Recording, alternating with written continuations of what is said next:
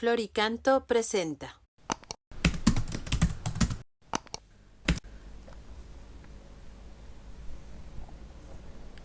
Número 182 del compendio del Catecismo.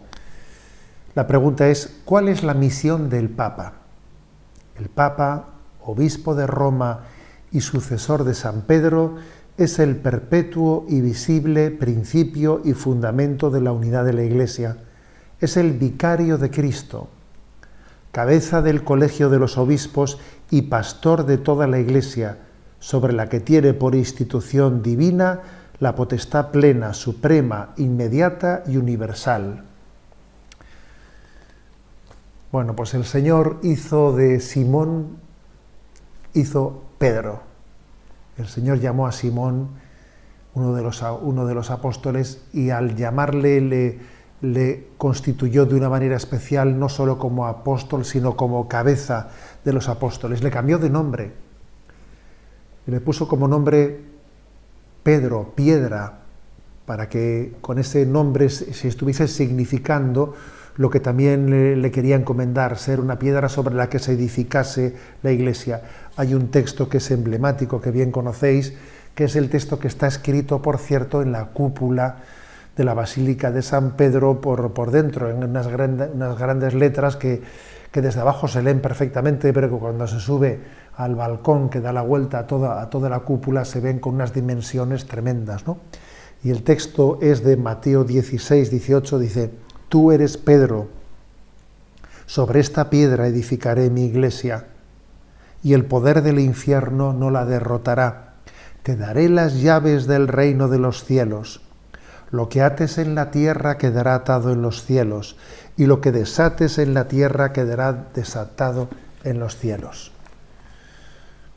Es un texto, por lo tanto, en el que Jesús a Pedro le está eligiendo, le está constituyendo y le está entregando su poder. La entrega de las llaves, como bien sabemos, la entrega de las llaves significa la entrega de la autoridad,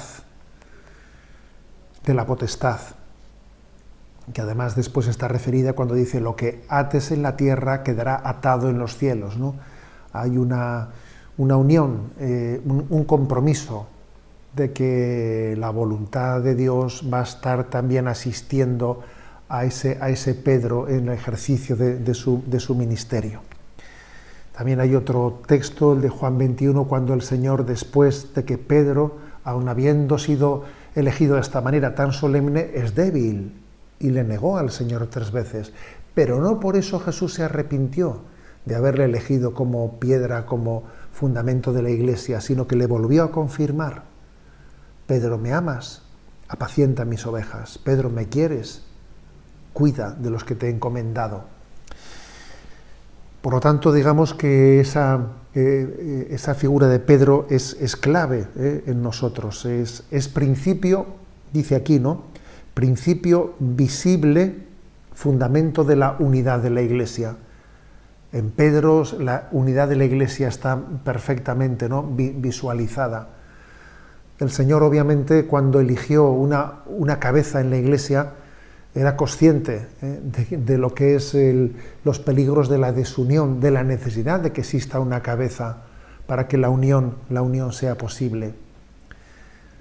La verdad es que la Iglesia está unida después de 2000 años por gracia de Dios, pero también porque la estructura que el Señor eligió es una estructura adecuada, ¿no?, a las necesidades del hombre de necesitar una cabeza para que exista una unidad en nosotros.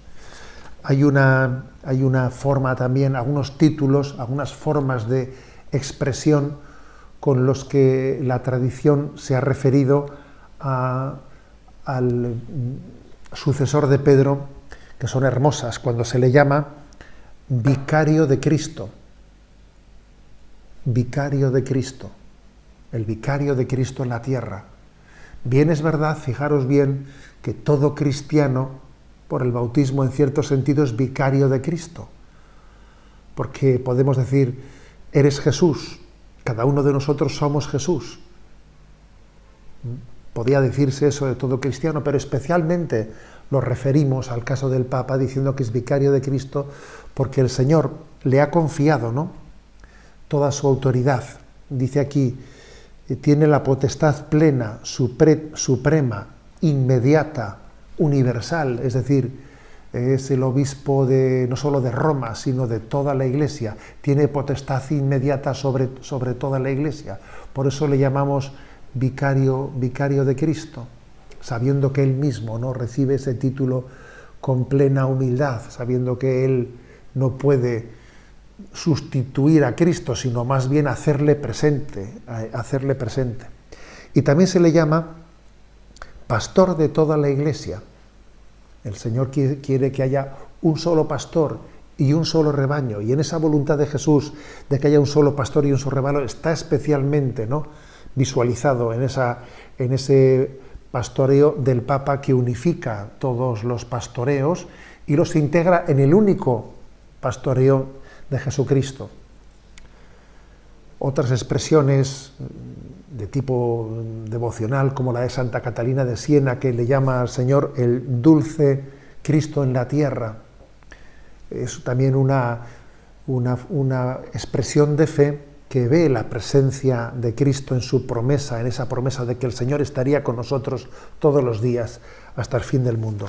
Hay que hacer un matiz, y es que también el colegio de los apóstoles, el conjunto de todos los obispos, también ha recibido la función que el Señor le dice a Pedro de atar y desatar, pero no cada obispo en singular, sino en el conjunto del colegio apostólico.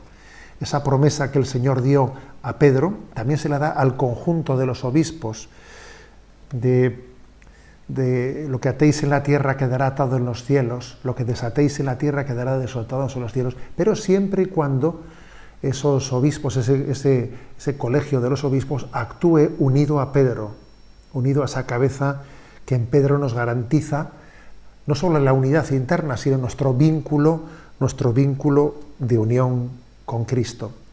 Fijaros, voy a concluir leyendo este punto 23 de la Lumen Gentium, que dice: el Papa, obispo de Roma y sucesor de Pedro, es el principio y fundamento perpetuo y visible de unidad, tanto de los obispos como de la muchedumbre de los fieles.